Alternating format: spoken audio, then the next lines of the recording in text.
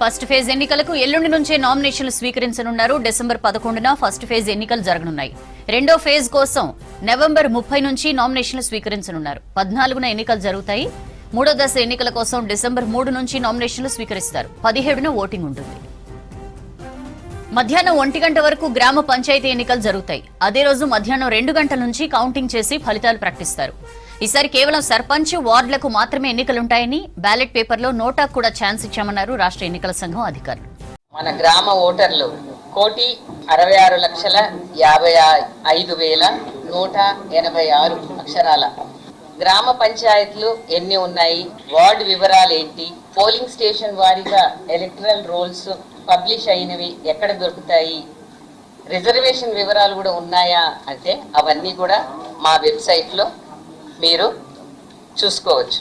ఈ రోజు నుండి ఎంసీసీ కోడ్ కూడా అమల్లోకి వస్తుంది. మరి ఈ గ్రామ పంచాయతీ ఎలక్షన్స్ 3 దఫాలుగా చేయాలని నిర్ణయించడం జరిగింది.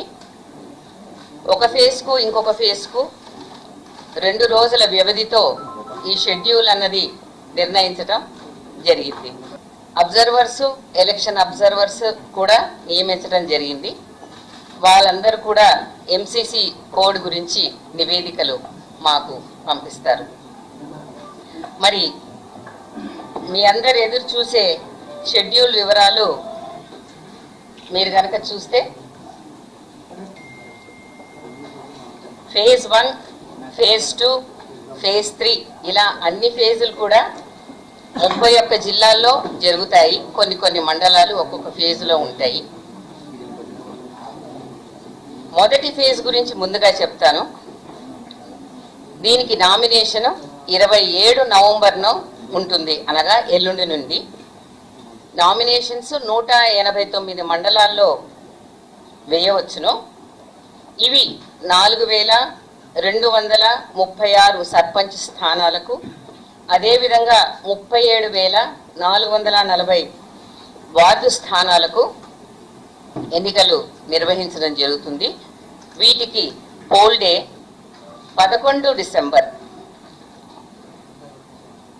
మరి ఫేజ్ 2కు వస్తే నామినేషన్ 30 నవంబర్న ఉంటుంది. ఇవి 193 మండలాల్లో 4,333 సర్పంచ్ స్థానాలకు, 38,350 వార్డు స్థానాలకు పోల్ డే 14 డిసెంబర్న జరుగుతుంది. ఇక లాస్ట్ పోలు అన్ని జిల్లాల్లో 31 జిల్లాల్లో 182 మండలాల్లో 3వ డిసెంబర్ రోజున నామినేషన్ల స్వీకారం మొదలవుతుంది. ఇవి 4,159 సర్పంచ్ స్థానాలకు, అదేవిధంగా వాటితో పాటు 36,452 వార్డు స్థానాలకు ఎన్నిక 17th డిసెంబర్ రోజున ఉంటుంది. ఈ విధంగా మొత్తంగా ఈ షెడ్యూల్ ద్వారా 564 మండలాల్లో 12,728 సర్పంచ్ స్థానాలకు, 1,12,242 వార్డు స్థానాలకు ఎన్నికల డేట్లు ఖరారు చేయడం జరిగింది. ఉప సర్పంచ్ ఎన్నిక కూడా ఆయా పోల్ డేస్లో ఎన్నిక చేయబడతారు. ఈ ఎలక్షన్ షెడ్యూల్ ఒక వివరాలు, అలాగే నోటిఫికేషన్ వివరాలు పొందుపరిచి మీ అందరికీ ఇవ్వడం జరుగుతుంది. అదే కాకుండా ఇది ఈ రోజు తారీఖులో గెజెట్ కూడా చేయడం జరిగింది. ఆ గెజెట్ యొక్క ప్రతిని కూడా మీకు నేను ఈ సమావేశం అంతంలో చూపించడం జరుగుతుంది. మీరు అది మా వెబ్సైట్లో ఇప్పుడు ఓపెన్ చేస్తాము. కొద్దిసేపు అయిన తర్వాత, 1 గంట పోయిన తర్వాత మీరు అది డౌన్లోడ్ కూడా చేసుకోవచ్చును. ఎందుకంటే అది చాలా పెద్దగా ఉంటుంది.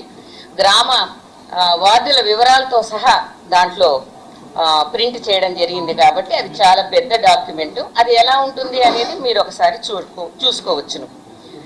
ఈసారి గ్రామ పంచాయతీ ఎన్నికలకు గ్రీవెన్స్ మాడ్యూల్ను కూడా మా యొక్క వెబ్సైట్లో రెడీ చేశాము, మీరు చూడవచ్చును.